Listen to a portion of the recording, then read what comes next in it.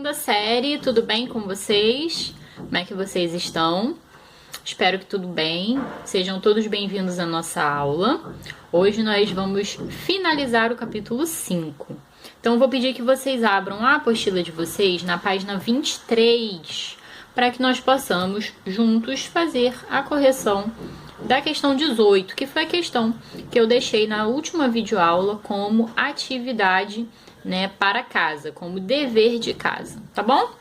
Bem, a questão 18 traz aqui pra gente um poema, curtinho, de Oswald de Andrade.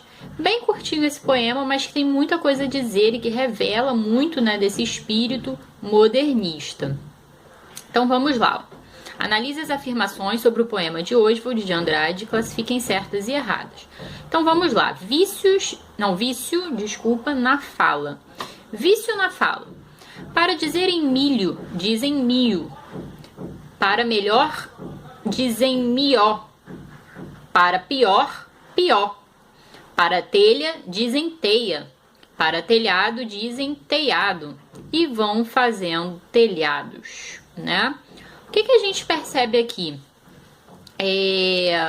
O resgate, essa reprodução, na verdade, do modo popular de se falar, Então, o que ele está dizendo aqui? Para dizer milho, dizem mio, Mio no lugar de milho, mió no lugar de melhor, Teia no lugar de telha, E teiado no lugar de telhado. Essa fala é muito característica, da fala caipira, do dialeto caipira,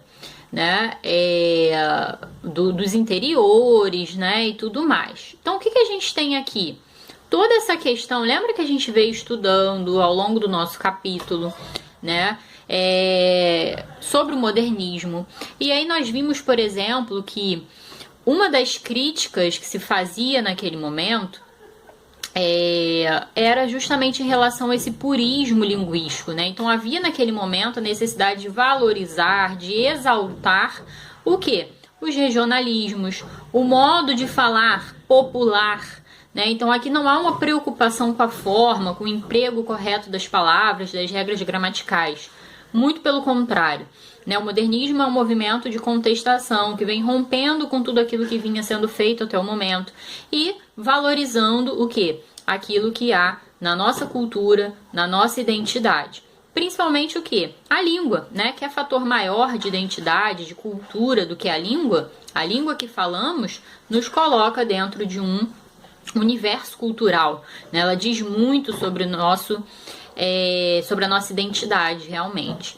Então, há no modernismo um combate realmente ao preconceito linguístico, que é esse preconceito que se tem com as pessoas cujo falar, se afasta da norma padrão, das regras gramaticais, e uma exaltação do regionalismo. Então, o modo de falar do sertanejo, do caipira, o modo de se comportar, a cultura, do sertanejo, tá? Então você tem aí essas abordagens que são características do modernismo e que aparecem aqui também pra gente, tá? Dito isso, a gente pode partir então para as questões e analisar aquelas que são verdadeiras e as que são falsas. Então vamos lá.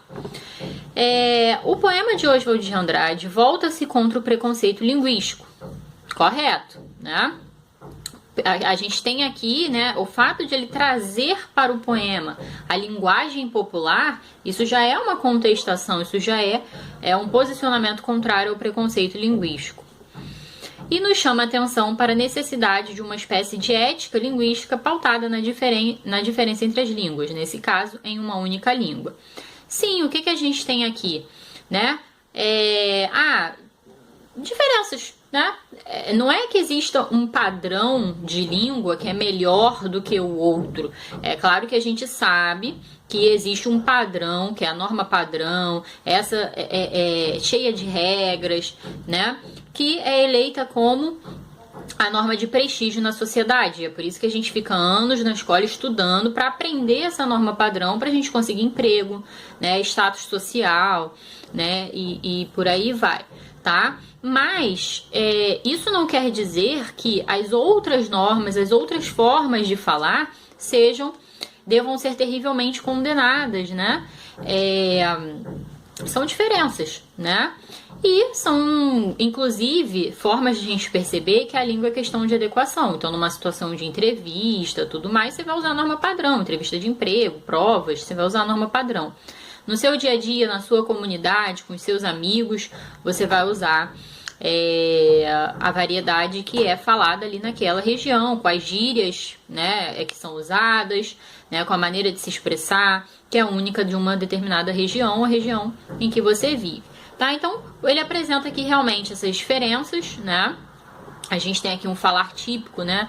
Aí do dialeto caipira, do sertanejo, né? Das regiões do interior do Brasil. E isso é exaltado, é trazido aqui para o poema como forma de combate realmente ao preconceito linguístico, de mostrar que há diferenças dentro de uma mesma língua. Então, opção 1, verdadeira. Opção 2, o poema critica a maneira de falar do povo brasileiro, sobretudo das classes incultas que desconhecem o nível formal da língua. Errado, né, gente? Aqui é justamente o contrário. Ele valoriza, ele traz para o poema essa linguagem, tá? Então não há uma crítica a essas pessoas que não têm escolaridade, nada disso. Questão 3. Para ele, os falantes que dizem mio, mió, pió, teia e teiado, de certa forma constroem um telhado, ou seja, criam novas formas de pronúncia que se sobressaem, em muitos casos, à norma culta. Eu marcaria essa opção aqui como correta, sim, né? Porque e vão construindo telhados, ou seja, e vão construindo a sua norma, a sua variedade, né? A sua identidade, tá?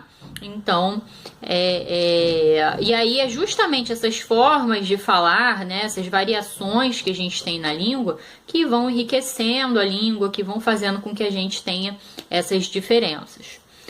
E 4, a palavra vício, encontrada no título do poema, denota certo preconceito linguístico do autor, que julga a norma culta superior ao coloquialismo presente na fala das pessoas menos esclarecidas, né? Isso aqui é incorreta porque é justamente o contrário, né?